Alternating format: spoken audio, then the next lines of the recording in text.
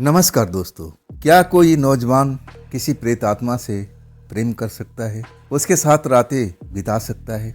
आप कहेंगे ये कैसा सवाल है भाई, कोई जानते हुए नौजवान कैसे कोई प्रेत आत्मा से प्यार कर सकता है? वो जरूर पागल होगा जो ऐसी हरकत करेगा। हम तो कभी ऐसा कर नहीं सकेंगे। बिल्कुल, आपका सवाल बिल्कुल जायज है, लेकिन एक नौजवान यह जानते हुए करता था। उसके दिमाग में ऐसा भरम बैठा दिया गया था। उसका नाम था विनोद, ट्रक ड्राइवर। तो चलिए इस कहानी को आगे बढ़ाते हैं। मैं हूँ राज और आप देख रहे हैं हाईवे 33। दोस्तों, ये कहानी है विनोद की। Vinod truck driver.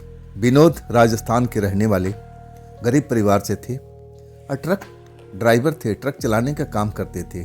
अपना कोई ट्रक नहीं था, एक मालिक के पास में काम करते थे। गरीबी से उनका परिवार जूझ रहा था। विनोद की शादी की उम्र निकलने वाली थी। अब विनोद को लगता था कि मेरी शादी अब हो नहीं पाएगी। वो अपने ब्याह के लिए तरसते थे, लेकिन कोई भी रिश्ता उनके पास में नहीं आ रहा था। तो चलिए विनोद की कहानी को आगे बढ़ाते हैं विनोद के ही पॉइंट ऑफ व्यू से। दोस्तों, मेरा नाम है विनोद, ट्रक ड्राइवर हूँ। ये जो सिलसिला मेरे साथ में शुरू हुआ था ना, साल था 2009 का। मैं एक मालिक के पास में ट्रक ड्राइवरी का काम करता था। अब मेरा शादी का उम्र बाकी निकलता जा रहा था। हमारे आसपास के जितने मित्र थे सबकी शादी हो चुकी थी। किसी का साल, किसी का 2 साल, किसी का 3 साल बीत गया था। सब मुझ पर हंसते थे कि विनोद, तेरी शादी कब होगी, हम तेरे बारात में कब चलेंगे। लेकिन मैं मन महसूस कर रह जाता। मुझे खुद नहीं पता था कि मेरी शादी होगी भी या नहीं होगी। जैसा भी था, अपने मन में सवाल तो बहुत सारा उठता रहता था कि क्या मेरी शादी नहीं हो पाएगी, लेकिन इसका जवाब कोई देने वाला नहीं होता था। मैं अपने घर की परिस्थिति जानता था। मैं जानता था कि मैं गरीब परिवार में जन्म लिया हूँ और मेरे घर में ऐसा समर्थ नहीं है कि अभी कोई नया काम हो सके। पैसे पैसे के लिए मोहताज था हमारा परिवार। एक मैं ही ऐसा था जिसके बलबूते पर हमारा परिवार अभी तक चल रहा था। अगर ये मेरी नौकरी छूट जाए, कोई कारणवश से मैं बीमार हो जाऊं, तब तो हमारे परिवार को खाने के लाले भी पड़ जाए। मैं बहुत परेशानियों से घिरा हुआ था। मैं पैसे कमाने का बहुत चेष्टा करता था, कोशिश करता था कि कैसे भी 2 पैसा मेरे हाथ में आए। ना तो मैं कोई नशा करता था और ना तो मेरा कोई फालतू खर्च था। जो भी मेरे पास में अब आमदनी कहाँ से आएगी, मेरी तो फिक्स सैलरी थी। लेकिन मैंने ऐसा तरीका खोज लिया था। जब भी अपना ट्रक लेके जाता, अगर ट्रक फुल भी हो ना, तो ऐसा मैं जुगाड़ बना लेता था। रास्ते पे व्यापारी अपने छोटे छोटे माल लेके बैठे रहते थे। वो ऐसे ही कम भाड़े का ट्रक को देखते थे जिसमें उनको कम भाड़ा लगे, हाथ देते रहते थे। अगर मुझे लगता कि हाँ, मैं अपने ट्रक पर वो माल लोड कर सकता हूँ, तब मैं रोक देता था। व्यापारियों से पैसे बात करता था और फिर मैं वो ट्रक जो माल था ना, ट्रक पर लोड कर लेता था और उसमें मुझे 2 पैसे की कमाई हो जाती थी। यही मेरी असली बचत थी। बाकी जो सैलरी थी ना, वो तो बस नाम मात्र की थी।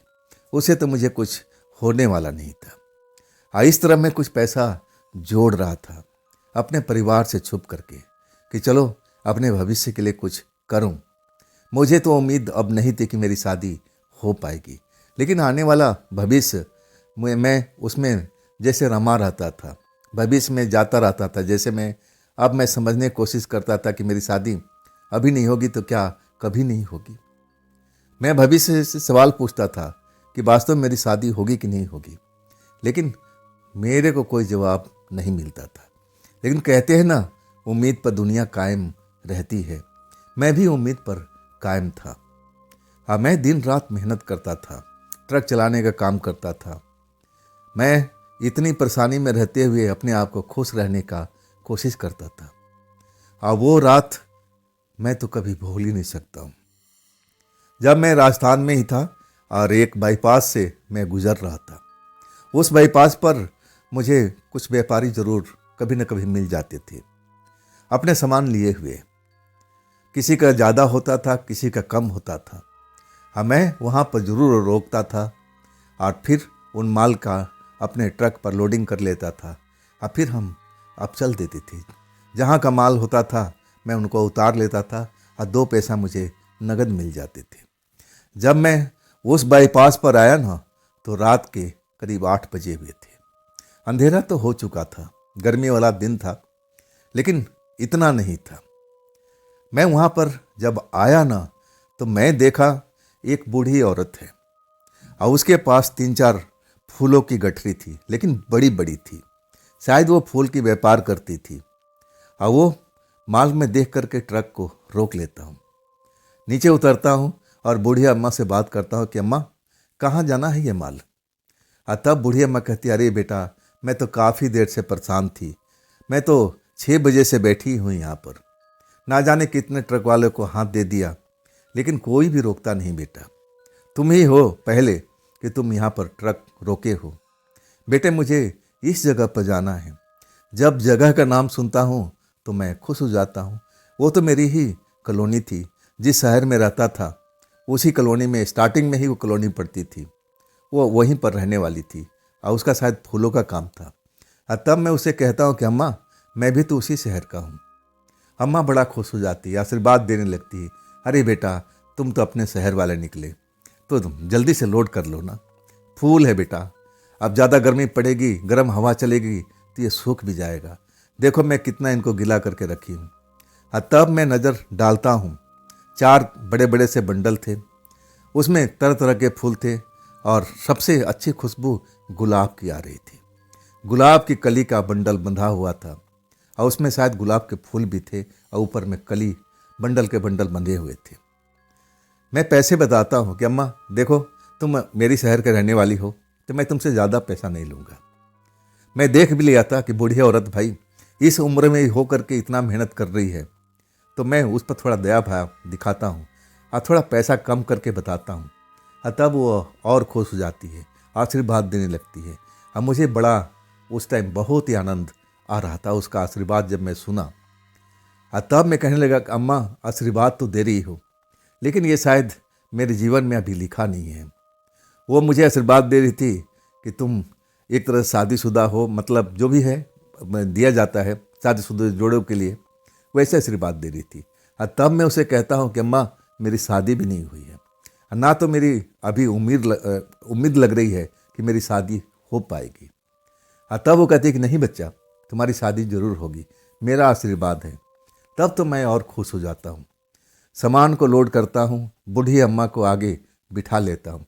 अब बूढ़ी अम्मा के हाथ में एक फूलों का बंडल भी था, शायद वो कीमती फूल था और तभी वो अपने हाथ में बंडल लिए हुई थी।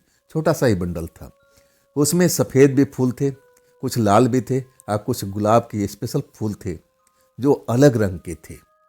वो ऐसे गुलाब मैंने बहुत कम देखे थे। खैर हमारा अब जो ट्रक था वो सफ़र पर निकल चुका था।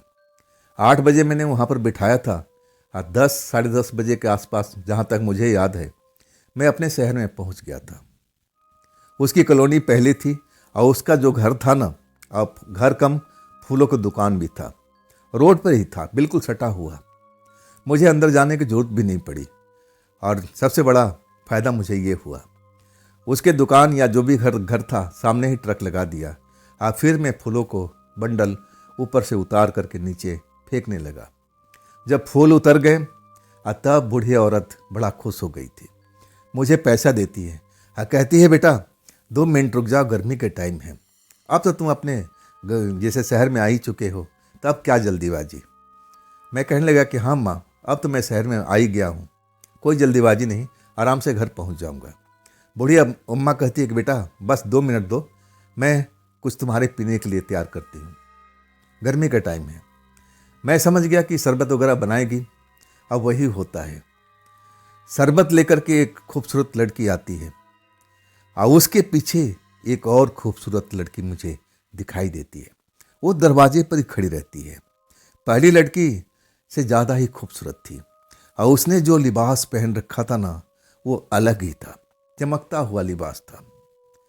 अब रात भी कोई विशेष नहीं थी, अब डरने वाला कोई बात ही नहीं था। मैं अपने कॉलोनी जैसे अपने शहर के आसपास ही में था, आधा घंटा पौन घंटा ज़्यादा से ज़्यादा लगना था मुझे।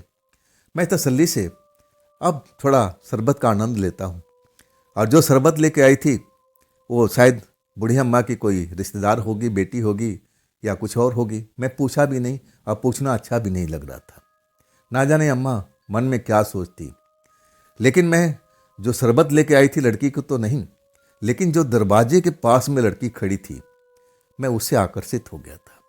उसके लिबास पर चमकता हुआ लिबास और ऊपर से कजरारी आंखें, एक अलग ही तरह का समा बंधा हुआ था उसके चेहरे पर।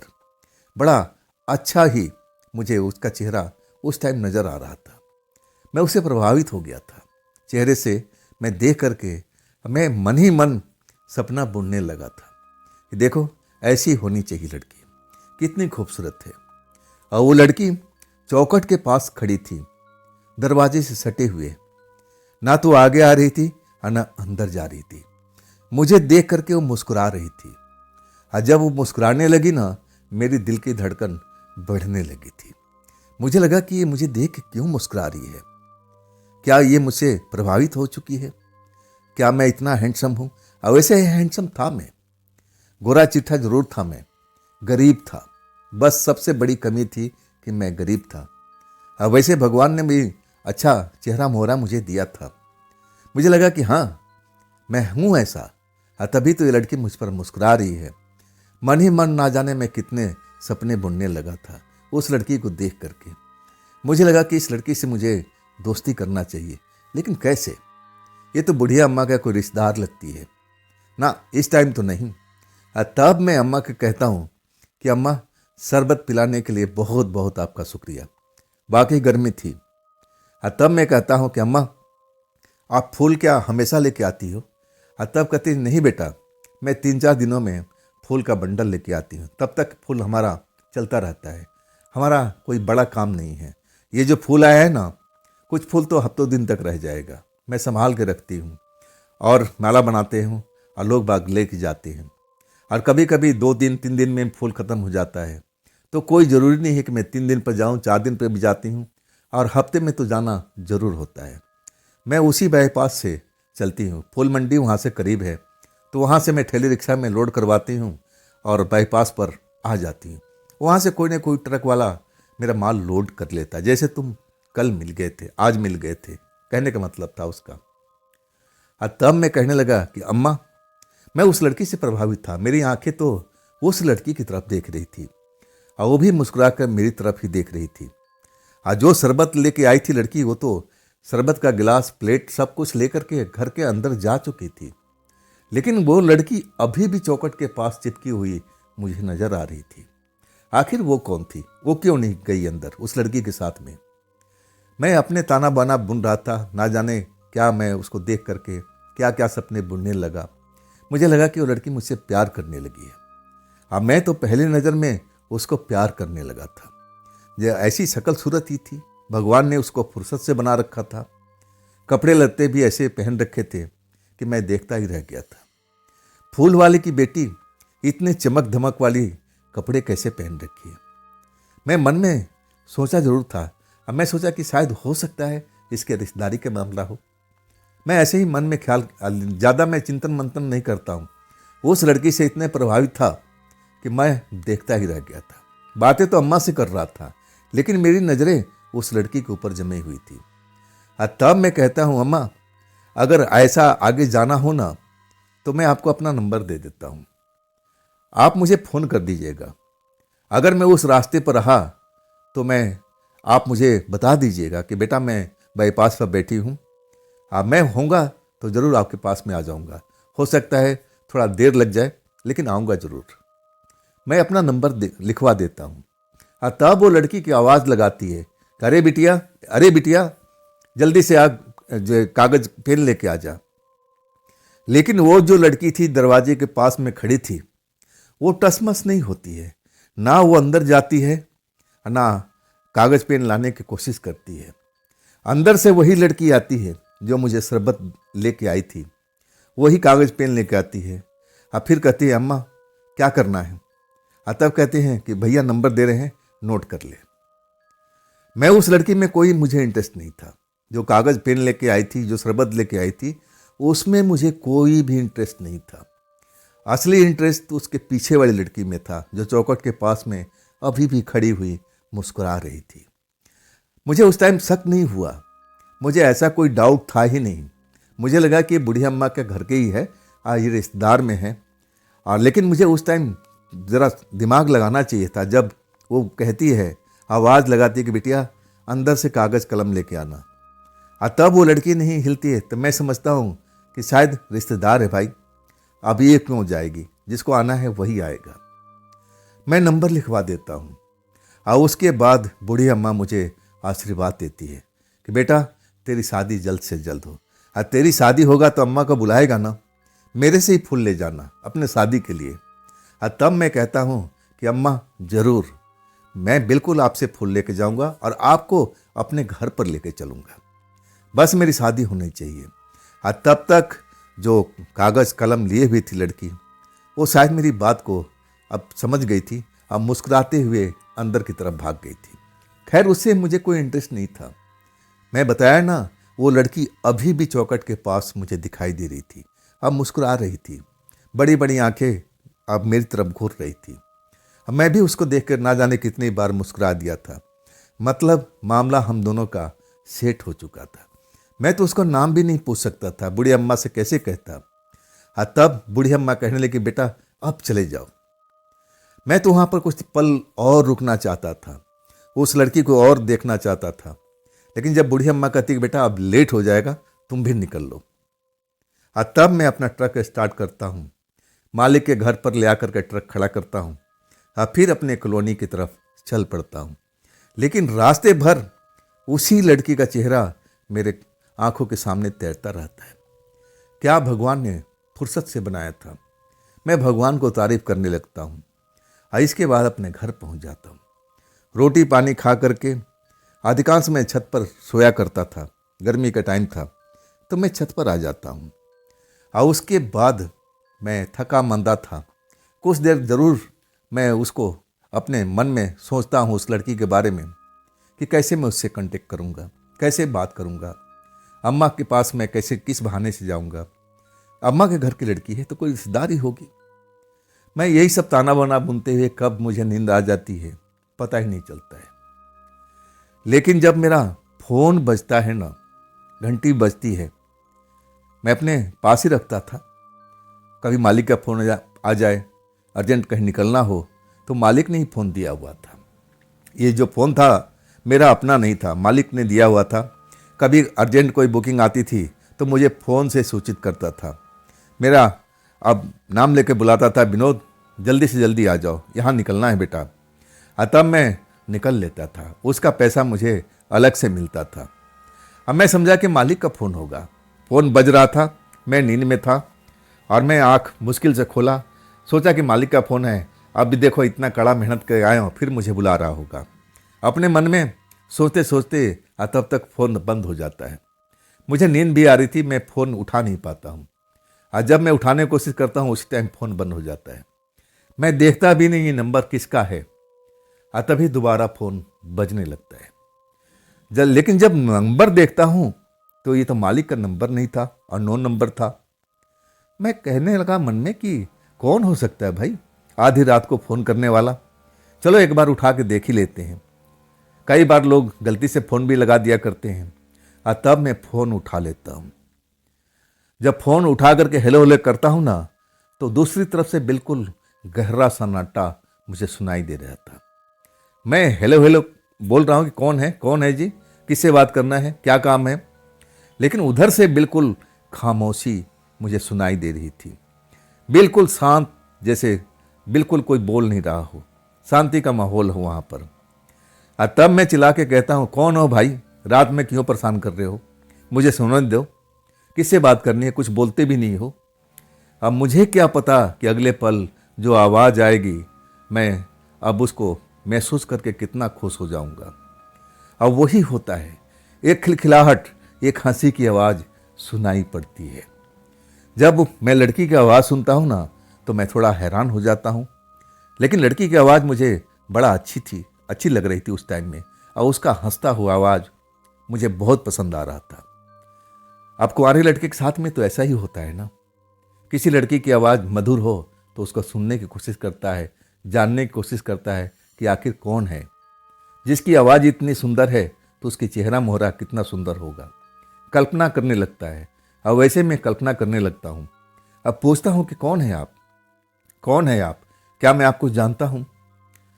तब हंसी की आवाज़ थमती है। कहती है, गुलाब को फूल को भूल गए, गुलाब को फूल को याद नहीं है। मेरा दिमाग चकराने लगा। कौन सा गुलाब, कौन सा फूल, ये क्या मतलब, कौन सी पहली लड़की बुझा रही है? तब मैं कहता हूँ कि देखिए मैडम जी, मैं आपको पहचाना नहीं। आप अपना तारीफ खुद कीजिए और बताइए आपका नाम क्या है। ये गुलाब का फूल, गुलाब का फूल, ये क्या पहली बुझा रही हैं? मुझे कुछ समझ में नहीं आ रहा। तब वो लड़की खिलखिला करके हंसने लगती है। कहती है, विनोद हो ना? तब मैं कहता हूँ हाँ, मेरा नाम विनोदी है। क्या आप मुझे जानती हैं? तब कहती है हाँ, बहुत अच्छी तरह से। मैं कहने लगा कि मैंने तो आपको जाना नहीं, आप अपना नाम बताइए। लेकिन वो हंसने लगती है। हंसी उसका थमती नहीं है। मैं आश्चर्य में, आधी रात हुई पड़ी, घर के परिवार नीचे सोया हुआ है। अब जो सो रहा था, लेटे लेटे बात कर रहा था, उठ के बैठ जाता हूँ। उसकी हंसी की आवाज़ इतनी मोहक थी जैसे मंदिर की घंटियाँ बज रही हो, और वो आवाज़ मेरे कानों में बहुत ही सुंदर लग रहा था, मधुर लग रहा था। तब मैं कहने लगा कि मैडम जी, अगर रात भर ऐसे ही आप हंसते रहोगी तो हम बात कैसे कर पाएंगे? आप मुझे कैसे जानती हो, मेरा नाम कैसे जानती हो, और हम मिले कब आपसे? क्या चाहती हो आप? जो भी है साफ शब्दों में बताओ। तब वो हंसते हुए कहने लगती है कि अभी तक मेरी आवाज़ को पहचाने नहीं। मैंने कहा कि बिल्कुल नहीं, अब आप परिचय देंगी तभी तो मैं जान पाऊंगा। तब कहने लगती है, वो फूलों का गट्ठर, गुलाब का फूल, क्या तुम भूल गए रात को? अभी तो कुछ ही टाइम बीता था, इतनी जल्दी भूल गए? लेकिन अभी भी मुझे ये पहेली की तरह लग रहा था। कौन सा फूल, फूलों का गट्ठर, ये फूल, गुलाब का फूल, क्या मतलब है आपका? आप सीधे सीधे शब्दों में कहिए ना कि आप कौन हैं, आप मुझसे कब मिली थी? तब वो लड़की फिर खिलखिला के हंसने लगती है। कहती है, आप मुझे घूर रहे थे, आप मुझे जैसे देख रहे थे जिस नज़रिए से, तभी मैं समझ गई कि आप मुझसे प्यार करते हो। बात सही है ना? लेकिन अभी तक मेरे दिमाग की खिड़की नहीं खुली थी। कब मैं घुरा था, किससे मिला था, मुझे तो कुछ भी याद नहीं है। मुझे ये नहीं पता था कि वो लड़की मुझे फ़ोन भी कर सकती है। मुझे कुछ भी मालूम नहीं था। तब वो सस्पेंस को ख़त्म करती है। कहती है कि आप रात को आए थे ना अपना ट्रक लेकर के, फूलों का बंडल जिसमें गुलाब का कलियाँ भी थी, फूल भी थी। मैं चौखट के पास में खड़ी थी, आप मुझे घूर रहे थे। जैसे ही बोलती है ना, अब मेरा दिमाग सन्न हो जाता है। मैं जिस लड़के के बारे में सोच सोच के सोया था, नींद में आया था, और वही लड़की मुझे फ़ोन कर रही थी। मुझे तो लगा कि ना, ये सपना है, ये मेरा ड्रीम है, दिमाग का भ्रम है, ऐसे तो हो ही नहीं सकता, ऐसे हो ही नहीं सकता। लेकिन वो लड़की फिर हंसते हुए कहने लगी, आप मुझे भूल गए हो क्या? मैं वही लड़की हूँ जिसे आप देख रहे थे, मुस्कुरा रहे थे। हाँ, मैं आपका मन का इरादा समझ गई थी कि आप मुझसे प्यार करते हो। बाकी में आप मुझसे प्यार करने लगे हो। तब मैं बातों का सिलसिला बढ़ाने लगता हूँ।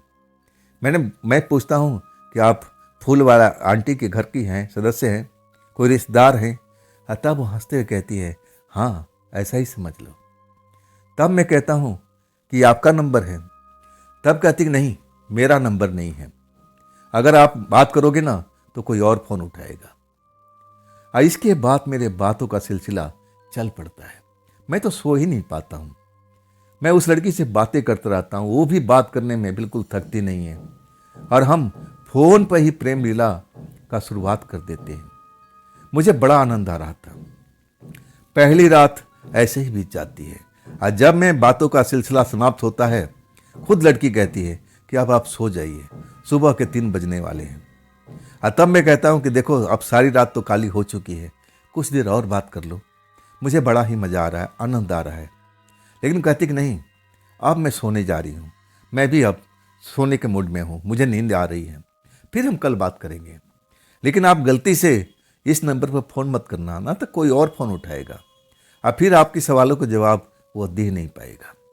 मैं आज चर्च में था कि आखिर मैं तुमसे कांटेक्ट कैसे करूंगा, और तब लड़की कहने लगी कि आप मत करना, मैं खुद फ़ोन करूंगी रात को, और फिर हम आगे की बात करेंगे, अभी आप सो जाओ।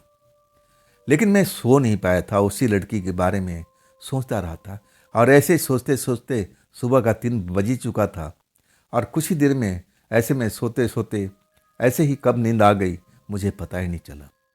जब सुबह मेरी माँ आकर के जगाती है कि बेटा काम पर नहीं जाना है क्या, और तब मैं देखता हूँ कि अरे ये तो अच्छा खासा शायद टाइम निकल चुका है।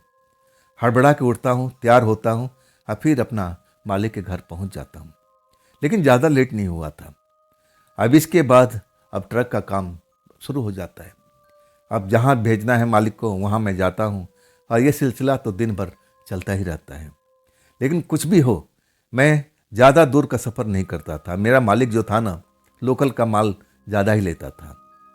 अब मैं लोकल में ही ज़्यादा घूमा करता था, अपने आसपास के क्षेत्र में ही। और उस रात भी ऐसा ही होता है। लेकिन जब मैं बाईपास से गुजरता हूँ तो एक नज़र देख लेता हूँ। अब एक आदत सी बन गई थी कि देखूँ कोई है, सब आने वाला है, कोई ग्राहक है क्या, चलने वाला कोई है क्या। तब मुझे कोई दूसरी सवारी मिल जाती है। जब मैं बूढ़ी अम्मा के दुकान पर के सामने से गुजरता हूँ ना, तो देखता हूँ अभी दुकान तो खुली हुई है, रोशनी हुई पड़ी है, अम्मा दुकान पर बैठी हुई हैं, लेकिन कोई ग्राहक नहीं था। मैं रोकना नहीं चाहता था। मैं उस दरवाजे पर देखता हूँ, उस लड़की को मैं कहीं देख नहीं पाता हूँ। तब मेरा मन कहता है कि अब किस लिए रुकना, चलो अब चलते हैं। जब मैं अपना ट्रक लेकर के बूढ़ी अम्मा के दुकान के सामने से गुजरने वाला था, तब मैं देखने लगता हूँ बूढ़ी अम्मा मुझे दुकान पर बैठी हुई नज़र आ रही है। अभी कोई ज़्यादा रात नहीं हुआ था और रोशनी जल रही थी। बूढ़ी अम्मा जैसे फूलों की माला बना रही थी, उनका ध्यान उसमें लगा हुआ था। लेकिन मैं दरवाजे की तरफ देख रहा था जहाँ पर मैं उस लड़की को पहली बार देखा था, लेकिन वो लड़की मुझे नज़र नहीं आई। अचानक मुझे ना जाने क्या सूझा, मैं ब्रेक लगा देता हूँ बिल्कुल बूढ़ी अम्मा के दुकान के सामने में। लेकिन बूढ़ी अम्मा अपने काम में मशगूल थी, माला को पिरो रही थी। उनका ध्यान पूरा माले के अंदर में लगा हुआ था, फूलों की माला गूंथ रही थी। मेरी तरफ तो उन्होंने देखा नहीं। मैं अपनी नज़रें घुमा करके हर तरफ देखने लगा कि कहीं वो लड़की मुझे नज़र आ जाए, लेकिन वो लड़की मुझे नज़र नहीं आती है। तब मैं सोच लेता हूँ कि नहीं, चलना चाहिए, बूढ़ी अम्मा को अपना काम करने देना चाहिए। बूढ़ी अम्मा अगर पूछेगी कि आज किस लिए बेटा, तो मैं क्या जवाब दूंगा। अब फिर मैं अपना ट्रक को आगे बढ़ा देता हूँ। लेकिन अगले पल मैं जब कंडक्टर सीट पर देखता हूँ, तब मुझे ताज़ा गुलाब की कली दिखाई देती है, जैसे कोई वहाँ पर रख के चला गया हो। मैं समझ नहीं पाता हूँ। वो फूल के उठाता हूँ, उस फूल को मैं अपने हाथों में उठाता हूँ। बहुत अच्छी सुगंध आ रही थी। तब मुझे लगा कि कहीं वही लड़की तो चुपचाप आ करके ये गुलाब का फूल मेरे गाड़ी के अंदर तो नहीं रख दिया। मुझे ऐसा ही एहसास हुआ था, लेकिन वो कहीं नज़र नहीं आई थी। मैं ट्रक चला दिया था। मैं अम्मा को अभी भी देख रहा था, आसपास में देख रहा था। अम्मा फूलों की माला बना रही थी और ना तो वहाँ लड़की कोई भी नज़र नहीं आई। अब फिर मैं अपने मन में ऐसी सब ख्याल सोचते हुए और आगे की तरफ बढ़ने लगा। मुझे लगा कि मेरी नज़र से बच करके और वो लड़की आसपास में होगी, और तभी वो फूल का, गुलाब का फूल मेरी गाड़ी में डाल दिया है, ये वही होगी। मैं अपने मन को अब यही भरम में डाल देता हूँ कि हाँ, यही बात होगी। अब फिर मालिक के पास जाता हूँ, ट्रक खड़ा करता हूँ, अब फिर अपने घर आ जाता हूँ। गुलाब के फूल अपने साथ में रखता हूँ। ना जाने उस गुलाब के फूल में अब क्या था, मेरा मन को एकदम मोह लिया था, और उसका सुगंध मेरे दिमाग में अभी तक जैसे मचल रहा था। मैं सोच में डूबा हुआ था कि आखिर वही लड़की होगी, मुझे क्यों नहीं दिखाई दी। चलो कोई बात नहीं, जब वो फ़ोन करेगी तब मैं उससे ज़रूर पूछूंगा। खाना खा लेता हूँ और फिर छत पर चला जाता हूँ, इंतज़ार करने लगता हूँ। मैं अपने फ़ोन को पलट पलट के देखता हूँ कि कहीं टावर तो नहीं चला गया। बेचैनी काफ़ी बढ़ी हुई थी। रात का आधी रात जब हो जाता है तब मेरा मन बड़ा अशांत हो जाता है कि नहीं, अब तक उसने फ़ोन कर देना चाहिए, अभी तक फ़ोन नहीं किया। अब मुझे नींद आने लगती है कि चलो छोड़ो, शायद आज बात नहीं करेगी, शायद उसको मौका नहीं मिला होगा, फ़ोन नहीं मिला होगा। तब मैं सो जाता हूँ। लेकिन कुछ ही देर के बाद फ़ोन की घंटी बजने लगती है। एक पल तो लगता है जैसे मालिक ने फ़ोन किया हो। मैं जब फ़ोन का नंबर देखता हूँ तो अननोन नंबर था। तब मैं जल्दी से उठा लेता हूँ, हेलो हेलो करता रहता हूँ। और उधर से फिर कुछ देर खामोशी रहती है, जैसे वहाँ पर बिल्कुल शांति फैली हुई हो। इसके बाद हंसने की सिलसिला शुरू हो जाता है। तब मैं पहचान जाता हूँ कि ये तो फूल वाली लड़की है। तब मैं कहता हूँ कि तुमने ही मेरी गाड़ी में फूल रखा था। तब वो खिलखिला के हंसने लगती है। कहती है, हाँ, मैं चुपचाप आई थी, तुम मुझे देख ही नहीं पाए थे। तब मैं कहने लगा कि मैं तो पूरा नज़र रखे हुए था, तुम तो नज़र नहीं आई थी, तो ये कैसे चमत्कार तुमने कर दिया। तब वो ज़ोर ज़ोर से हंसने लगी। कहने लगी कि आगे आगे देखते जाना क्या क्या चमत्कार मैं करती हूँ, कभी मिलो तो सही। तब मैं कहने लगा कि हम कैसे मिलेंगे, कब मिलेंगे, तुम ही मुझे रास्ता बताओ। तब वो कहने लगी कि 2 दिन अपने मन को थोड़ा शांत रखो। 2 दिन के बाद मैं तुम्हें फ़ोन करूँगी, रात के टाइम में ही। तब मैं जहाँ बताऊँगी तब तुम वहाँ पर आ जाना। मैं बड़ा खुश हो गया था। इसके बाद वही प्रेम मोहब्बतें की बातें चलती रही थी। 2-3 घंटा तो ऐसे ही खराब हो चुका था। जैसे ही 3 बजता है, लड़की कहती है कि अब चलो, मुझे नींद आ रही है, तुम भी सो जाओ और मैं भी सोने जा रही हूँ। मैं कहता हूँ थोड़ी देर और बात कर लेते हैं। तब कहती नहीं, अब मुझे नींद आ रही है, अब मेरी नींद हद से ज़्यादा बाहर हो रही है, मुझे सोना ही पड़ेगा। अब फ़ोन कट जाता है। उस रात भी मैं बहुत मुश्किल से सो पाया था। उसी लड़की के बारे में मेरे मन में, जहन में विचार चल रहा था। मुझे लगा कि अब वो दिन दूर नहीं जब मेरे चेहरे पर सेहरा बंधेगा, सर पर सेहरा बंधेगा, मैं दूल्हा बनूंगा और उसी लड़की से मैं शादी करूंगा। वो बूढ़ी अम्मा का आशीर्वाद मुझे फल चुका है। मुझे लगा कि सब उनकी आशीर्वाद की वजह से हो रहा है। लेकिन जब बूढ़ी अम्मा जानेगी कि मेरे ही घर में तुमने ऐसा काम किया है, तब मैं क्या करूंगा। मैं यही सब सोचता रहा था। चलो देखा जाएगा, जो होगा देखा जाएगा, आने वाले समय में जो होगा मैं समझ लूँगा। अभी तो 2 दिन तक मुझे इंतज़ार करना पड़ेगा। आज जब तीसरे दिन लड़की मुझे बुलाएगी, कहाँ बुलाती है, अब कब बुलाती है, वो भी तो मुझे देखना था। और वही हुआ। 2 दिन तो मुझे फ़ोन नहीं किया। मैं तड़पता रह गया था, उसकी आवाज़ सुनने के लिए व्याकुल था, लेकिन उसका फ़ोन नहीं आता है। तीसरा रात जब मैं अपने घर पर पहुंच जाता हूं, छत पर सो जाता हूं, और तब मैं उसकी फ़ोन का इंतज़ार करने लगता हूं। अब मैं पूरी तैयारी में था। मैं अच्छे कपड़े पहन के सोया था कि अगर वो लड़की मुझे बुलाएगी तो मैं फटाफट अपनी साइकिल लूँगा और जहाँ बुलाएगी मैं चल दूँगा। मैं पूरी तैयारी में था। मैं अपने घर में किसी को ये बात बताया भी नहीं था, ना बताना चाहता था। चुपचाप ये मेरी प्रेम लीला चल रही थी, कानों कान किसी की खबर नहीं थी। आखिर 12 बजता है। 12 बजा और तब मैं फ़ोन की तरफ देखने लगता हूँ, उलट पुलट के देखने लगता हूँ कि टावर तो सही है ना, फ़ोन तो आ जाएगा ना, बैटरी तो पूरा फुल है ना। ऐसे में थोड़ा हड़बड़ाहट में सब कुछ चेक करता रहता था। अगर उधर से लड़की फ़ोन करे, अब मेरा फ़ोन अगर बैटरी डाउन है, बंद हो जाएगा, तब क्या होगा। लेकिन बैटरी भी फुल थी और फ़ोन का पूरा टावर भी आ रहा था। 12:10 पर फ़ोन की घंटी बजती है। और जैसे ही बजती है, मैं नंबर नहीं देखता हूँ कि इतनी रात में वही होगी। फ़ोन उठा लेता हूँ। वही आवाज़ मुझे हंसी की सुनाई पड़ती है, मेरा नाम लेकर के, विनोद, तुम मुझसे मिलना चाहते हो ना। हाँ, तब मैं कहता हूँ कि हाँ। तो कहती है, आज रात तुम्हारे पास मौका है, हाँ मेरे पास भी मौका है, तुम इस जगह पर आ जाओ। वो जगह का नाम जैसे सुनता हूँ ना, तो जगह तो बड़ा डरावना था, क्योंकि उसके थोड़ी ही दूरी पर शमशान भी था, कब्रिस्तान भी था।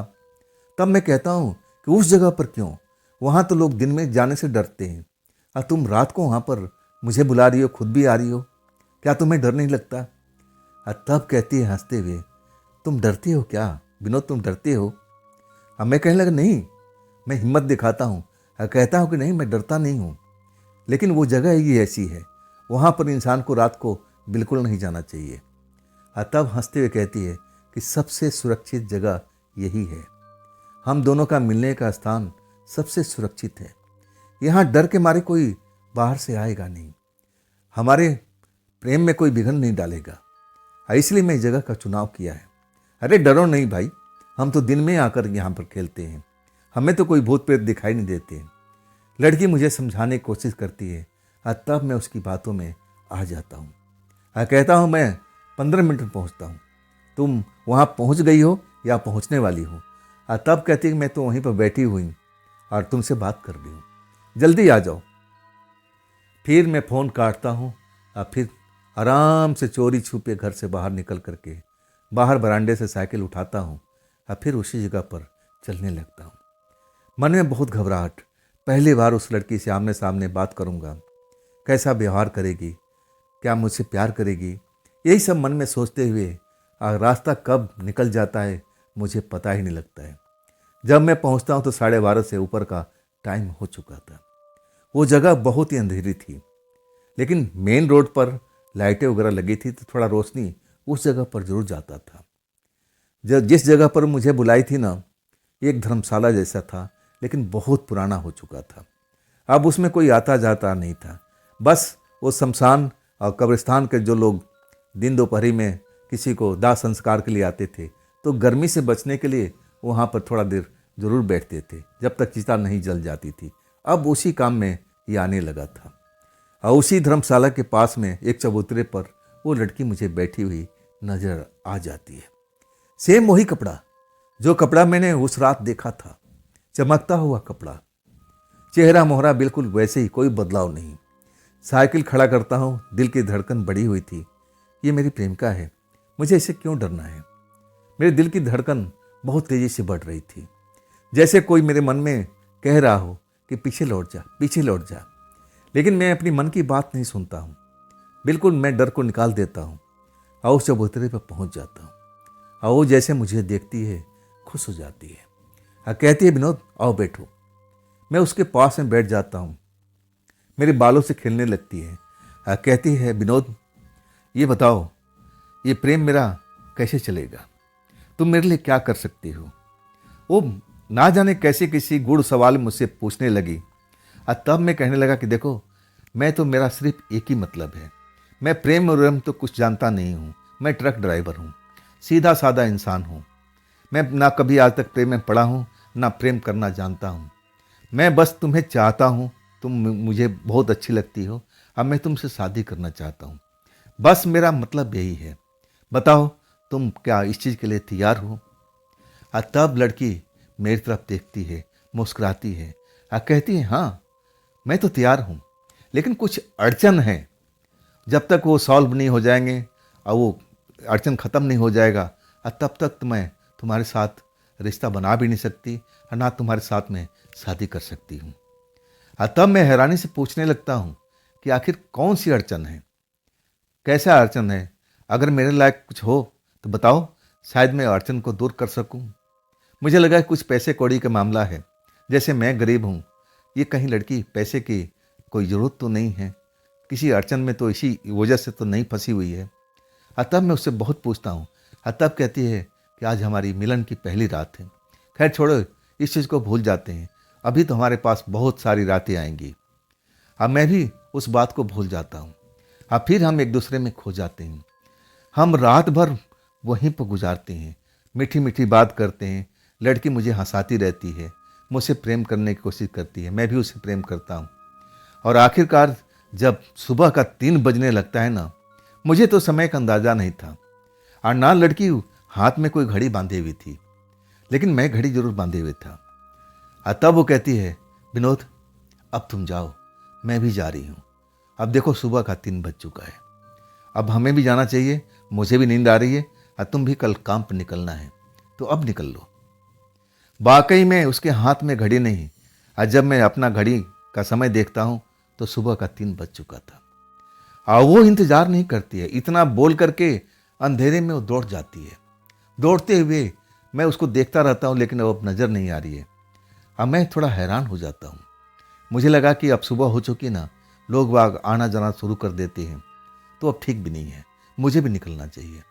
इसके बाद मैं अपनी साइकिल लेता हूँ और फिर अपने घर की तरफ चल देता हूँ। शुक्र था कि मेरे घर के लोग अभी तक सो रहे थे। बरामदे में साइकिल खड़ा करके और फिर मैं छत पर पहुँच जाता हूँ और उसी लड़की के ख्यालों में अब एक तरह से जूझने लगता हूँ। उसी के सपने देखने लगता हूँ। कब मुझे नींद आ जाती है कुछ पता ही नहीं लगता है। आज जब सुबह मेरी माँ आवाज़ लगाती है, मुझे उठाती है, तब मैं समय देखता हूँ तो काफ़ी लेट हो चुका था। तब मैंने माँ से कहा कि तुमने इतना देर क्यों किया उठाने में। तब कही कि मैं 2 बार आ चुकी हूँ, तुम्हें आवाज़ दे चुकी हूँ, तुम उठ के बैठ करके फिर सो गए, मैं कैसे जानूँ। माँ भी अपनी जगह पर ठीक थी। मैं 2 बार मुझे उठा चुकी थी। मैं नींद में था, सारी रात सो नहीं पाया था, तो इसलिए सो गया था। खैर, साइकिल उठाता हूँ और फिर भागते हुए अपने मालिक के घर पहुँच जाता हूँ। मालिक मेरा इंतजार ही कर रहे थे। आज कुछ ज़्यादा ही काम था। सब पर्चियाँ मुझे देने लगते हैं कि देखो पहले यहाँ जाना, यहाँ से माल यहाँ डालना है और फिर दूसरी जगह से माल उठाना है। पूरा मुझे समझाने लगते हैं, लेकिन मैं समझ नहीं पाता हूँ। पर्ची मेरे पास में थी। अब मैं सोचा कि चलो हम बाद में देख लेंगे, अभी तो पहले जगह पर चलते हैं। मैं अभी तक उस लड़की के ख्यालों में खोया हुआ था।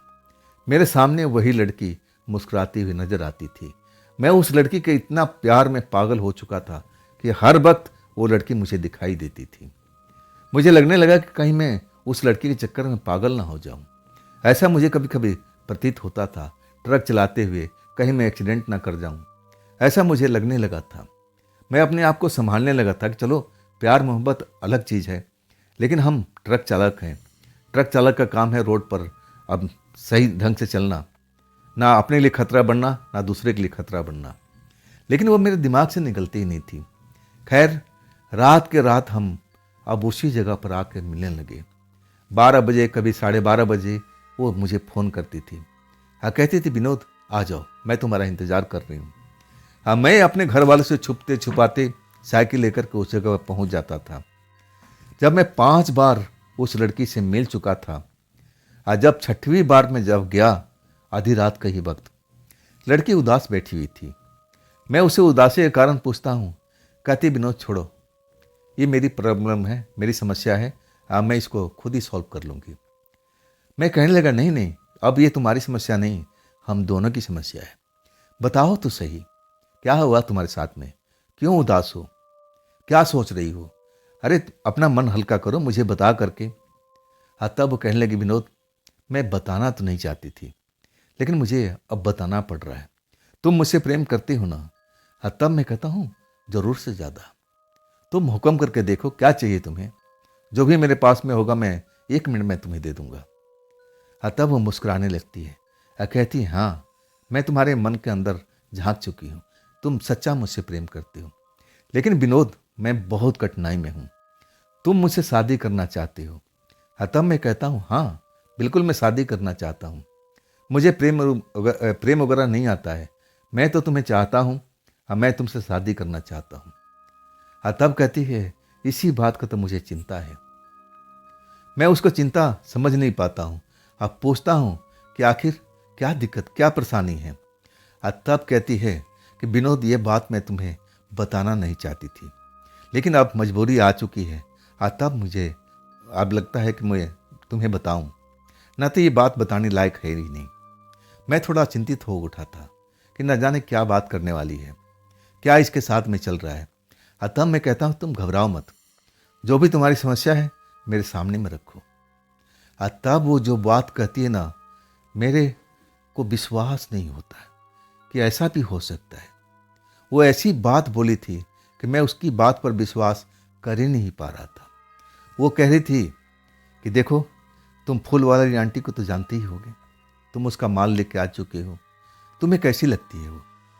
मैं कहने लगा वो तो दिल की बहुत सुंदर है, भोली भाली है, दिल में उनका कोई मैल, कोई ऐसा चीज़ नहीं है, बिल्कुल साफ शब्दों में बोलती हैं। क्या कहना चाहती हो। तब वो लड़की मेरे कान में बोलती है धीरे से, वो डायन है, डायन है वो। जब वो बोलती है तो मुझे विश्वास बिल्कुल नहीं होता है। मैं उसकी तरफ देख के कहता हूँ, ये क्या तुम बोल रही हो? वो आंटी तो फूल का काम कर रही है, वो मेहनत करती है, मंडी जाती है, मंडी से अब मोल भाव करके और फिर वो ट्रक में लोड कराती है, यहाँ आती है और माला गुथती रहती है। वो डायन दिख रही है। डायन का मतलब समझती हो? मेरी नज़र में तो डायन था जादू मंत्र करने वाली। तब कहती है कि तुम गलत सोच रहे हो, वो वाली डायन नहीं है ये डायन की आत्मा है। बस दिखावा करती है कि वो इंसान है, उसमें इतनी पावर है, इतनी शक्ति है जो कोई भी उसको पहचान नहीं सके, लेकिन वो डायन का आत्मा है। मैं कैसे मानूं भाई? मैं कैसे उसकी बातों पे यकीन करूं? तब वो कहने लेती है कि अगर तुम मेरे से शादी करना चाहते हो तो ये अड़चन तुम्हें दूर करना पड़ेगा। मैं कहने लगा कि मैं क्या करूं? मैं बहुत चिंतित हो रहा था उसकी बात सुन करके। मुझे वो आंटी कहीं से भी डायन नजर नहीं आ रही थी, और जब वो मेरी प्रेमिका उसको डायन बनाने पर तुली हुई थी। तब कहती है कि देखो, शादी में अड़चन यही आएगा। तुम मुझे देख रहे हो ना, तुम मुझे एक ही कपड़े में देख रहे हो ना हर रोज। तुम टोकते भी हो ना कि तुम सोचते होगे मन में कि इस लड़की के पास में एक ही कपड़ा है, सब कुछ एक ही है। मैं हर बार तुम्हारे साथ में मिलती हूँ एक ही कपड़ा पहन करके। तब मैं कहता हूँ हाँ, मेरे तुमसे कोई पूछा नहीं। अब मैं इस बारे में कोई सवाल जवाब तुमसे करना भी नहीं चाहता हूँ। ये कपड़ा तुम पर अच्छा लगता है। अब मैं तो हमेशा चाहता हूँ कि यही कपड़ा पहन के तुम आया करो मिलने के लिए। तब वो कहती है कि विनोद, ये मेरी मजबूरी है। मुझे भी बहुत शौक है कि मैं तरह तरह के कपड़ा पहनूं, तरह तरह का ड्रेस पहनूं, नया नया डिजाइन का पहनूं। ऐसे ऐसे कपड़ा पहनने का मुझे शौक है। और वो अपना शौक गिनाने लगती है। कहती है मुझे भी जींस पैंट पहनना है, ट्राउज़र पहनना है, ना जाने क्या क्या साड़ी पहनना है। सब कुछ गिनाने लगती है। नए फैशन का हर चीज़ मुझे पसंद है, लेकिन मजबूरी है कि मैं पहन नहीं पाती। मैं टोकने लगता हूँ कि आखिर क्यों, कौन तुम्हें रोकता है? तुम पहन सकती हो। तब जो बात कहती है ना, मैं तो कांप जाता हूँ। कहते हो कैसे पहनूं? उस डायन ने तो मुझे आत्मा बना दिया है। ये मेरा शरीर है ही नहीं, शरीर तो कहीं और है। ये आत्मा है जो तुमसे मैं प्रेम कर रही हूँ। और आत्मा किसी से शादी नहीं कर सकता है जब तक उसका शरीर उसको ना मिले। जब ये बात बोलती है ना, मुझे लगा कि लड़की मुझसे मजाक कर रही है। ऐसा कैसे हो सकता है? मैं इसको स्पर्श करता हूँ, मैं इसको छूता हूँ, तब ये कहीं मुझे आत्मा नहीं दिखती है, और आज आत्मा बन चुकी है। मैं कहने लगा, अरे छोड़ो, बहुत मजाक तुमने कर दिया, तुमने तो मुझे डरा ही दिया। तब वो कहती है तुम विश्वास नहीं होता? मैं कहता हूँ तुम आत्मा कहाँ से लगती हो? मैं अब तुम्हें देखता हूँ, तुम्हारा भी शरीर एक आम लड़की की तरह है। मैं कैसे मानूँ कि तुम आत्मा हो? तब कहने लगे कि विनोद, मैं तुम्हें दिखाती हूँ कि मैं कैसे आत्मा बनी हूँ।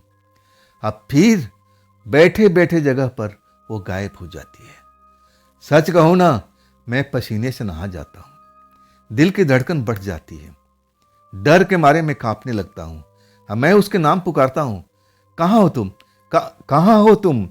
मैं अपने प्रेमिका को चिल्लाने लगता हूँ, कहाँ हो तुम, कहाँ हो तुम मुझे नज़र क्यों नहीं आ रही हो? तब बिना नज़र आए हुए उसका आवाज़ सुनाई देता है कि मैं तो यहीं पर बैठी हूँ, अब मुझे देख रहे हो क्या? मैं कहता हूँ नहीं नहीं, तुम आ जाओ, सामने में आ जाओ, मैं डरा हुआ हूँ। तब उसी जगह पर मेरे बगल में ही बैठी हुई नजर आती है। तब कहती है अब तुम्हें मानना ही पड़ेगा कि मैं एक आत्मा बन चुकी हूँ। मैं वाकई डर चुका था, मुझे तो पसीना छूट चुका था। मैं इतना डरा हुआ था, जिंदगी में कभी नहीं इतना डरा था। मैं कभी भूत प्रेत को देखा नहीं था कि भूत प्रेत कैसे होते हैं, आत्मा कैसे होती है। मैं तो इस बारे में कुछ जानता भी नहीं था। मैं सीधा सीधा लड़का था, ट्रक चलाने का काम करता था। मैं इस लाइन में कभी आया ही नहीं था, भूत प्रेत का बारे में कुछ जानता भी नहीं था।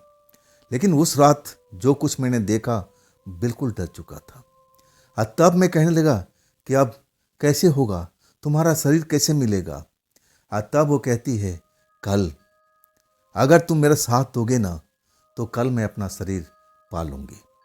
कल चंद्र ग्रहण की रात है और हमें इसी श्मशान में आना पड़ेगा, पूजा पाठ करना पड़ेगा। और वो काम तुम कर सकती हो। अगर तुम मेरी मदद करोगे तो मैं अपनी शरीर को पा सकती हूँ और फिर मैं तुम्हारे साथ में शादी करके आराम से तुम्हारा परिवार को संभाल सकती हूँ। और फिर मुझे मुस्कुरा करके अब बस प्रेम लीला शुरू कर दिया था। अपनी बातों की जाल में मुझे बिल्कुल फंसा लिया था। मैं बिल्कुल मानने को तैयार हो गया था। जब मैं देखता हूँ कि वाकई में बैठे बैठे गायब हो सकती है तो वास्तव में प्रेत आत्मा है, मैं बिल्कुल मान चुका था। वो मेरे दिमाग में ऐसा भर दिया था कि बाकी मैं एक प्रेतात्मा हूँ और जो फूल वाली आंटी है ना, वो एक डायन का आत्मा है। उसी ने मेरे ऊपर में ये सब काम किया है, मेरे शरीर को गायब कर दिया है, शरीर को कहीं छुपा दिया है, अब मुझे आत्मा बना दिया है।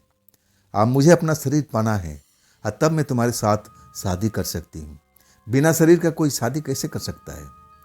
मुझे भी लगा कि लड़की तो सच कह रही है और तब मुझे फूल वाली आंटी पर बहुत गुस्सा आने लगा था। फूल वाली आंटी एक डायन की आत्मा है, लेकिन उसकी मीठी आवाज़, भोलापन, ये कैसे? लेकिन लड़की ने तो मेरे कान में उसके खिलाफ जहर घोल दिया था। मैं बहुत गुस्से में था। मन तो कर रहा था कि कल ही सुबह जाऊं और आंटी से मैं सब कुछ बात करूं कि तुमने तो मेरी प्रेमिका को जिंदा लाश बना दिया है, एक आत्मा बना दिया है, उसका शरीर तो लौटा दो। लेकिन मेरी प्रेमिका कहना था कि उससे कोई बात करके कोई फ़ायदा नहीं है।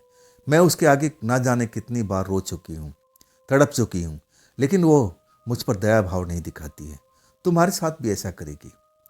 वो बिल्कुल मानने को तैयार नहीं होगी कि मैं कोई डायन हूँ, कोई डायन का आत्मा हूँ। वो तुम्हें भगा देगी। मैं अब सोच में पड़ चुका था और तब मैं कहता हूँ कि क्या करना होगा पूजा पाठ। और तब वो कहती है कि कल चंद्र ग्रहण का रात है और कुछ सामान तुम ला सकते हो। और इसके बाद वो मुझे सामान का नाम बताने लगती हैं।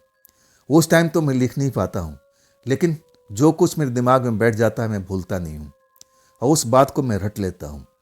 कहने लगा, फिर इससे क्या तुम्हारा शरीर मिल जाएगा? और तब कहने लगे कि हाँ बिल्कुल, 99% है कि मेरा शरीर मुझे वापस मिल सकता है। 1% की आशा नहीं है, लेकिन 99% तो है ना। हमें तो ये काम करना चाहिए ना। क्या तुम मुझे अपनी घरवाली बनाना चाहती हो ना, मुझसे शादी करना चाहती हो ना? और तब मैं जोश में भर गया था और कहने लगा कि हाँ, ये काम मैं जरूर करूँगा, चाहे मुझे इसके लिए कुछ भी करना पड़ेगा। मैं तुम्हें पाना चाहती हूँ। उस लड़की ने मेरे ऊपर में ऐसा ही जादू कर दिया था। मैं उसके जादू में एकदम गुम हो चुका था। जो मुझे समझा रही थी मैं उसी चीज़ को समझ पा रहा था। मैं नहीं समझ पा रहा था कि वो मेरे साथ में क्या खेल खेलने वाली है। आप जैसे ही 3 बजता है तब कहती है कि अब जाओ, अपने घर पहुंच जाओ। देखो, कल तुम छुट्टी कर लेना, कोई बहाना कर लेना, क्योंकि ये सामान का तैयारी भी तो करनी पड़ेगी। तब मैं कहता हूँ कि तुम्हारे आदेश का मैं पालन करूँगा। इसके बाद वो अंधेरे में भागती चली जाती है। मैं भी अपना साइकिल उठाता हूँ और यही सोचते हुए, आंटी पर गुस्सा होते हुए मैं अपने घर लौट जाता हूँ। लेकिन घर में जैसे लोग जाग रहे थे। जब मैं घर में पहुँचता हूँ तो मेरे बड़े भाई जागे हुए मिलते हैं। अब मेरा नाम लेके कहते हैं, विनोद कहाँ गया था, कहाँ गया था? अब तो मेरी बोलती बंद हो चुकी थी। मैं झूठ बोलूं तो कैसे बोलूं? झूठ मुझसे बोला नहीं जा रहा था। मैं चुपचाप रहा। तब मेरे बड़े भाई कहने लगे, आखिर तू बताएगा नहीं तो हम जानेंगे कैसे? कहाँ गया था इतनी रात को? अब मैं कई दिनों से तुम्हें नोट कर रहा हूँ। तुम रात को, आधी रात को उठते हो और चुपचाप साइकिल लेकर निकल जाते हो। आखिर जाते क्या है? कहाँ पर हो? क्या चल रहा है ये भाई? कुछ तो बताओ, कुछ तो बताओ। मैं बहुत डरा हुआ था। भाई के आगे मेरी बोलती बंद थी। मैं उनसे बहुत डरा करता था। आखिर वो मुझसे बड़े थे। तब मैं कहने लगा कि मैं आपको बताऊंगा कल, आज नहीं, कल बताऊंगा आपको। भाई कहने लगे, जो तू कल बताएगा आज क्यों नहीं? तब मैं कहने लगा कि भाई ऐसे ही कुछ बात है। मैं कह रहा हूं ना आपसे कि कल रात को सब कुछ मैं आपको बता दूंगा। कुछ मुझे मोहलत दो, मैं आपसे कुछ नहीं छिपाऊंगा। मेरे भाई मेरी तरफ देखते हैं और फिर वो समझ जाते हैं कि अब कोई बात करने का कोई फायदा नहीं है, कल तो ये मुझे बताएगा ही। लेकिन उनके मन में चिंता मैं देख चुका था। उनके चेहरे पर चिंता मुझे झलक रही थी। मेरे बारे में न जाने क्या क्या सोच रहे थे। तभी तो मुझे वो सवाल पूछ रहे थे। मैं कोई भी उस बात को बताता नहीं हूँ कि मैं एक प्रेतात्मा लड़की से मिलने शमशान के पास जाता हूँ। अगर मैं बता देता तो कल का काम सब कुछ खत्म हो जाता। वो मुझे जाने ही नहीं देते। इसलिए मैं इस बात को छिपा दिया कि कल मैं बताऊंगा रात को। मैं समझ गया था कि जब मैं पूजा पाठ कर लूँगा सब कुछ हो जाएगा उस लड़की के कहने के अनुसार, तब तो वो मेरी पत्नी बन जाएगी। अब मुझे बताने में कोई हर्ज भी नहीं है। मैं अपने दिमाग में सब कुछ समझ करके बात को बिठा लिया था। आखिरकार अगले दिन मैं छुट्टी कर लेता हूँ। तब भाई कहते हैं काम पर नहीं जाएगा क्या? तब मैं कहता हूँ कि हाँ, आज नहीं कल जाऊँगा, आज मेरी तबीयत कुछ ठीक नहीं लग रही है। भाई मेहनत मजदूरी करते थे और वो हमारे परिवार से थोड़ा सा अब अलग थे। उनकी जो पत्नी थी अब हमारी माँ से उसकी बनती नहीं थी, तो अलग ही उनका सब कुछ, चूल्हा चौकी सब कुछ, खाना पीना सब कुछ अलग था। लेकिन भैया जो थे ना, मेरी फिक्र किया करते थे। कभी कभी जब मैं छुट्टी पर होता था और जब मैं समय से पहुंच जाता था तो मुझसे बहुत सारा बात करते थे। वो कहते थे कि देखो, औरतों के काम ही झगड़ा करना है, हम उनकी बातों को बुरा नहीं मानना चाहिए। ऐसे कोई औरतें हो जाती, तुम्हारी भाभी भी ऐसी है, तो तुम तो समझदार हो, अपनी माँ को समझा सकते हो, मेरी माँ को सब कुछ बता सकते हो। मैं कहता था कि ठीक है भैया, मैं माँ से बात करूँगा। ये पारिवारिक मामला था जो काफ़ी दिनों से चल रहा था। अब वैसे ही था। भैया तो मेहनत मजदूरी करते थे और जो भी पैसा कौड़ी कमाते थे अब अपने परिवार को चलाते थे। उनका भी परिवार था और इतना पैसा नहीं होता था कि हमारे परिवार को भी चला सके। तो मैं ही मेहनत करता था, ड्राइवरी करता था, तो हमारे परिवार चलता था। यही सब बात हमारे घर में भैया पूछा करते थे कि सब कुछ ठीक है ना, किसी चीज़ की कमी तो नहीं है। और तब मैं कहता था कि नहीं भैया, अगर आपको कुछ ज़रूरत हो तो आप मुझे बता देना। और तब भैया मेरी तरफ प्यार से देखते थे, जैसे उनके दिल का प्यार उमड़ जाता था।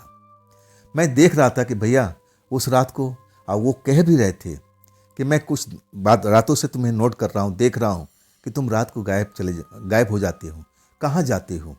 मैं बता नहीं पाया था, लेकिन थोड़ा सा मैं डर गया था। जब सुबह कहते हैं कि भैया काम पर नहीं जाओगे तो मैं थोड़ा हड़बड़ा जाता हूँ। कहता हूँ भैया तबीयत ठीक नहीं है। और उसके बाद भैया काम पर चले जाते हैं।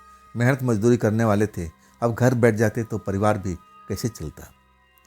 और आखिरकार जब दोपहर हो जाता है तब मैं पूरी तैयारी से बाजार की तरफ निकल लेता हूँ। जो जो पूजा का सामान था वो सब कुछ मैं खरीदने लगता हूँ।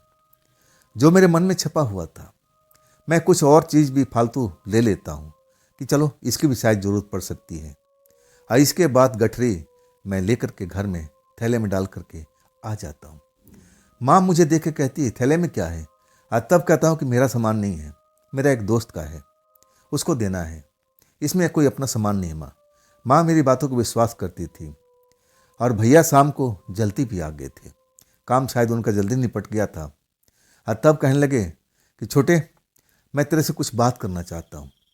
मैं समझ गया कि किस किस बारे में बात करना चाहते हैं। ये जानना चाहते थे कि रात में मैं कहाँ जाता हूँ। और तब मैं भैया से कहता हूँ भैया थोड़ा सा मुझे मोहलत दे दो आज रात की, और कल सुबह में सब कुछ मैं आपको बता दूंगा। अपनी बात को कोई छिपा के रखूंगा नहीं, बस आज रात की मोहलत दे दो। भैया तो मुझसे अब पूछना चाहते थे कि आखिर बात क्या है, आज रात क्यों नहीं, कल की सुबह क्यों। लेकिन मैं टाल गया कि भैया बस कुछ खास है और आज रात का काम है, और इसके बाद मैं सुबह में सब कुछ बता दूंगा। भैया को तो जैसे मैं संतुष्ट कर दिया था, लेकिन मुझे नहीं लग रहा था कि भैया संतुष्ट हुए थे। उनकी मैं चेहरे पर चिंता की रेखाएं जरूर देख रहा था। आखिर वो मेरे बड़े भाई थे। रात होती है और फिर मैं छत पर आ जाता हूँ, जैसे हर रोज होता था। छत पर सो जाता हूँ। परिवार की नज़र में तो मैं सो चुका हूँ। मेरे माँ, बाकी जो परिवार है अब नींद में आ चुके थे। भैया भी शायद सो चुके थे, उनके परिवार भी सो चुका था, लेकिन मैं जगा हुआ था। मैं फ़ोन का इंतज़ार कर रहा था कि कब फ़ोन आएगा, कब फ़ोन आएगा। आखिरकार 11 बजे के आसपास फ़ोन आ जाता है उसी लड़की का कि सारा सामान तैयार हो गया क्या। तब मैं कहता हूँ कि हाँ, तुम दिन में क्यों नहीं बात करती है, दिन में क्यों फ़ोन नहीं करती हो। तब कहने लगी कि दिन में मुझे मौका मिलता ही नहीं, मुझे कोई फ़ोन मिलता ही नहीं, तो मैं कैसे बात करूं। अब रात में सब सो चुके हैं, तब मैं फ़ोन से तुम्हें बता रही हूँ। तुम जल्दी से आ जाओ क्योंकि तैयारी करनी है। मैं कहता हूँ बस 15 मिनट के अंदर मैं पहुँचने वाला हूँ। तुम उस जगह पहुँच जाओ और बाकी काम को शुरुआत करो, तब तक मैं सारा सामान लेकर के आ रहा हूँ। इसके बाद मैं भैया की साइड में देखता हूँ, जहाँ उनका परिवार सोता था, जिस घर में रहते थे, वो दरवाज़ा बंद था। मैं कुछ देर तक जरूर टोह लेता हूँ कि भैया जगह तो नहीं है, लेकिन लग जाता है कि भैया सो चुके हैं, परिवार उनका सो चुका है। इधर मम्मी भी सो चुकी थी, सब लोग सोए हुए थे नींद में। तब आराम से सीढ़ियाँ उतरता हूँ और अपने कमरे में जा कर के थैला उठाता हूँ। फिर चुपचाप बरामदे में जाता हूँ, साइकिल उठाता हूँ और चल पड़ता हूँ। मैं पीछे देखने की कोशिश भी नहीं किया कि कहीं भैया मेरे पीछे तो नहीं आ रहे। मैं तो कभी ऐसा मुड़ के देखा भी नहीं था। मुझे लगा कि सब तो सोए हुए हैं, कौन मेरे पीछे आ रहा है। आखिरकार 15 मिनट में जब मैं शमशान पहुंच जाता हूँ, तब वो लड़की चबूतरे पर बैठी हुई बेचैन नजर आ रही थी। कही तूने देर कर दिया, देर कर दिया। मैंने कहा कि मैं बिल्कुल देर नहीं किया, चलो कहाँ पूजा पाठ करना। तब वो आगे आगे और मैं पीछे पीछे। हम शमशान के अंदर पहुंच चुके थे। शमशान में एक जगह पर वो जगह को चयन करती है, कहती है बस यहीं पर जैसे मैं बता रही हूँ और वैसे वैसे तुम सामान को सजाते जाओ। वैसे वैसे मैं करता हूँ। वो बहुत सारा कुछ सामान मंगवाई थी। अब मैं उसको सामान दिखाता हूँ कि ये भी लगेगा। कहती नहीं, ये तो तुम फालतू लेके आए हो। वो सामान साइड में मैं रख देता हूँ। इसके बाद जब पूजा का स्थान बन चुका था, तब कहती है ये जो हल्दी है ना, पानी में घोलो। हल्दी को मैं घोल दिया। कहती है अपने माथे पर लगाओ। तब मैं आश्चर्य में उसकी तरफ देखने लगता हूँ कि मेरा पूजा हो रहा है क्या। तब कहती है कि देखो ये पूजा का नियम है, जो भी पूजा पाठ करेगा ये काम तो करना ही पड़ेगा। मैं सोच लिया है कि अब इतना काम कर चुका हूँ तो ये भी कर लेता हूँ। फिर मैं हल्दी अपने ललाट पर लगाता हूँ, जैसे वो बताती है वो सब काम करने लगता हूँ। और आखिरकार कहती है कि बस यहाँ पर इस स्थान पर बैठ जाओ और अपनी आंखें बंद कर लो। और जब तक नाम बोलूँ मैं तब तक अपनी आंखें खोलना मत, नहीं तो सारा कुछ व्यर्थ हो जाएगा। अगर तुमने आंखें खोल दिया तो फिर मेरा शरीर मिल नहीं पाएगा। मैं तो सोच रहा था कि चलो इतना सही काम है, ये इसका शरीर मिल जाएगा और फिर तो मेरा परिवार बच ही जाएगा। मैं तो बड़ा आनंदित था, मुझे कोई भी डर नहीं लग रहा था। मुझे लगा कि ये तो खुद आत्मा है, अब मैं दूसरे आत्मा से डरने का कोई मतलब ही नहीं है, ये तो सब कुछ देख लेगी। अब मैं काफ़ी देर तक बैठा बैठा थक चुका था। ना जाने वो क्या कहाँ थी, किधर क्या कर रही थी, मैं तो आँख खोल के देख भी नहीं सकता था। और आखिरकार वो वक्त आ गया, जब फुसफुसा के कहती है कि विनोद, आखिरी बार तुम अपना गर्दन नीचे कर लो और जैसे प्रणाम करते हैं वैसे तुम कर लो। वैसे ही मैं करने लगता हूँ। तभी कड़कती हुई भैया की आवाज़ सुनाई देती है, विनोद विनोद विनोद। कड़कती हुई आवाज़ थी। जैसे ही मैं वो आवाज़ सुनता हूँ ना, मैं अपने आंखें खोल देता हूँ। आज जैसे ही देखता हूँ ना उस जगह पर अपने भैया को, जो एक डंडा लिए हुए थे, टॉर्च लिए हुए थे, अब मेरी तरफ भागते हुए आ रहे थे। उनके पीछे भी कुछ लोग थे, गली मोहल्ले के लड़के थे। वो अकेले नहीं आए थे, 3-4 लड़के को मैं देख रहा था जो मैं हमारे ही गली मोहल्ले के थे। और उनके हाथ में भी डंडे टॉर्च वगैरह थी, मतलब वो लोग पूरी तैयारी से आए थे। आज जब मैं उस प्रेतात्मा लड़की को देखता हूँ तो उसके शरीर पर एक भी वस्त्र नहीं था, बिना वस्त्र के थी। और वो उसके हाथ में एक मैं ऐसा हथियार सा देखता हूँ। मुझे समझ में नहीं आता है कि मेरे साथ में ऐसा कौन सा पूजा कर रही थी। तब तक विनोद उन लड़कों, जो मेरे भैया थे, वो गली मोहल्ले के लड़के के साथ में अब वहाँ पहुँच गए थे। आज जैसे ही टॉर्च की रोशनी हमारे शरीर पर पड़ने लगी और जो आत्मा लड़की थी वो भाग खड़ी हुई, अंधेरे में ना जाने कहाँ बिल्कुल गायब सी हो गई थी। अब भैया मेरे पास में आकर के मेरे बाजू के हिला रहे थे, विनोद तुम होश में हो ना, विनोद तुम होश में हो ना, ये क्या कर रहे थे, यहाँ क्या कर रहे थे, शमशान के अंदर में कैसे पहुंच गए तुम। मेरे पास में कोई जवाब नहीं था, मैं बिल्कुल डरा हुआ था। मैं गर्दन घुमा के इधर उधर उस लड़की को तलाश कर रहा हूँ कि आखिर वो कहाँ गई प्रेतात्मा लड़की, कहाँ गई। तब और जब नज़र नहीं आती है तब भैया कहते किसको देख रहा है, किसको देख रहा है, यहाँ कोई नहीं है, तेरे अलावा यहाँ पर कोई नहीं है, मुझे यहाँ पर कोई नज़र नहीं आया है। मैं समझ गया था कि प्रेतात्मा है, नज़र कैसे आती। मैं कहने लगे भैया आप लोग खाम खा आ गए, खाम खा आकर के सारा काम खराब कर दिया। तब भैया मेरे बाजू पकड़ते हैं और ज़बरदस्ती मुझे उठा देते हैं। जो भी पूजा पाठ का सामान था अपने डंडे से सब बिखेर देते हैं और कहते हैं चल यहाँ से, तेरे को समझ में नहीं आ रहा कि इस रात को शमशान में आना चाहिए। ये पूजा पाठ ये क्या कर रहा था, किसके लिए कर रहा था, तुझे हुआ क्या है, तू शमशान में क्यों आया, ये सब बात हमसे क्यों छुपाया था। मेरे पास में तो इसका जवाब था, लेकिन मैं देना नहीं चाहता था। मैं सब कुछ बताना चाहता था कि मैं उस आत्मा लड़की से प्रेम करता हूँ और वो पूजा करने के बाद में वो शरीर मुझे मिलने वाला था। आपने तो सब काम खराब कर दिया। मैं बोल नहीं पाता हूँ, लेकिन वो रुकते नहीं हैं। वो मुझे अब थोड़ा कड़क नज़र आने लगे थे। कड़क जब होते थे ना तो मुझ पर हाथ भी उठा देते थे। मुझे लगा कि अब मेरी कहीं पिटाई नहीं हो जाए। मैं डर गया था। अब गली मोहल्ले के लड़के भी मुझसे पूछ रहे थे, विनोद तुम यहाँ पर क्या कर रहे थे, कौन सा तंत्र मंत्र का खेल चल रहा था। जब मैं फंस गया था, अब मुझे लग रहा था कि मैं निकल नहीं पाऊंगा, मुझे तो बताना ही पड़ेगा, नहीं तो मेरी पिटाई हो जाएगी। तब मैं पूरी कहानी को बताने लगता हूँ। जैसे जैसे मैं पूरी कहानी बताता हूँ, भैया की आंख फैलती जा रही थी। जो गली मोहल्ले के लड़के थे वो भी डरे हुए नजर आ रहे थे। अगले पल कहते हैं चल घर पर, चल घर पर, साइकिल उठा। इसके बाद हम लोग, वो भी लोग साइकिल से आए हुए थे, एक एक साइकिल पर दो दो लोग करके, फिर हम लोग चल पड़ते हैं। घर में आने के बाद मेरा पूरा परिवार जाग रहा था। जैसे भैया सबको बता के आए थे कि मैं उसके पीछे जा रहा हूँ। घर पर आने के बाद मेरी माँ मुझसे आकर सवाल पूछती थी, कहाँ गया था तू, कहाँ गया था। तब मेरे भैया सब कुछ बता दिए। कहने लगे कि अगर मैं नहीं जाता ना तो ना जाने इसके साथ में क्या होता। खैर अब सुबह हो जाने दो। इसके बाद हम फूल वाले आंटी के पास चलते हैं। इसका भ्रम को हम तोड़ देते हैं। जो इसको वो प्रेतात्मा ने अब इसके दिमाग में भूसा भर रखा है, जहर भर रखा है फूल वाला आंटी के प्रति। सुबह हो जाने दो, इसको सब सच्चाई सामने आ जाएगी। मैं रात भर सो नहीं पाया था। परिवार के लोग मुझे घेरे हुए थे। उनको लगा था कि मैं रात को कहीं भाग जाऊंगा, वो प्रेतात्मा लड़की बुलाएगी और मैं चुपचाप निकल जाऊंगा। रात भर मुझे घेरे रहे, कहीं जाने भी नहीं दिए। आज जब सुबह होता है तब भैया साइकिल पर बिठाते हैं और कहते हैं चल वो फूल वाला आंटी की जगह दिखा। अब फिर मैं फूल वाले आंटी के पास पहुंच जाता हूँ। अब फूल वाले आंटी से जब भैया बात करते हैं तब फूल वाली आंटी मेरी तरफ घूर के देखती है। कहती है वो देखने में कैसी लगती थी। मैंने उसका हुलिया बताया, चमकता हुआ कपड़ा। तब वो कहने लगी कि बेटा वो कोई प्रेत आत्मा थी, मैं भी यहाँ पर कई बार उसको देख चुकी हूँ, यहाँ पर भटकती रहती है।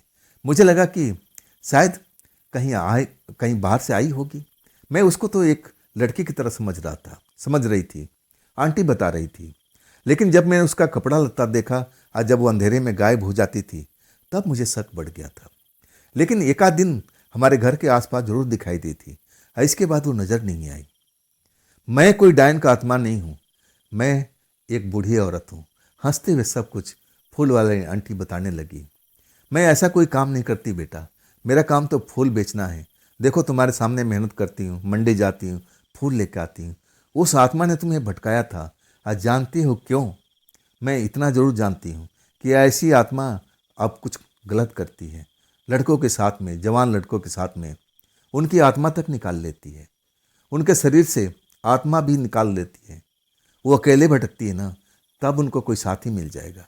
मुझे तो लगता है कि वो प्रेतात्मा लड़की तुम्हारे साथ में ऐसा ही खेल खेल रही थी, तुम्हारी आत्मा निकालने के चक्कर में लगी थी ताकि उसका अकेलापन दूर हो सके। जब ये बात मेरे को समझ में आ जाती है तब मैं आंटी से माफ़ी मांग लेता हूँ कि आंटी इसमें मेरा कोई कसूर नहीं था। उस प्रेतात्मा लड़की ने मेरे दिमाग में जहर भर दिया था। आप तो मेरे स्वभाव की जानती हो ना। तब आंटी कहने लगी मैं किसी बात का बुरा नहीं मानती, ये आत्माएं ऐसी ही होती हैं। आप नौजवान लड़के को फांस लेती हैं और दूसरे के प्रति जहर भर देती है।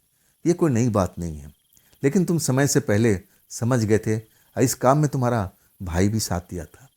अगर तुम्हारा भाई उस रात को साथ नहीं देता, उस जगह पर नहीं पहुंचता, तो शायद तुम जिंदा बच भी नहीं सकते थे।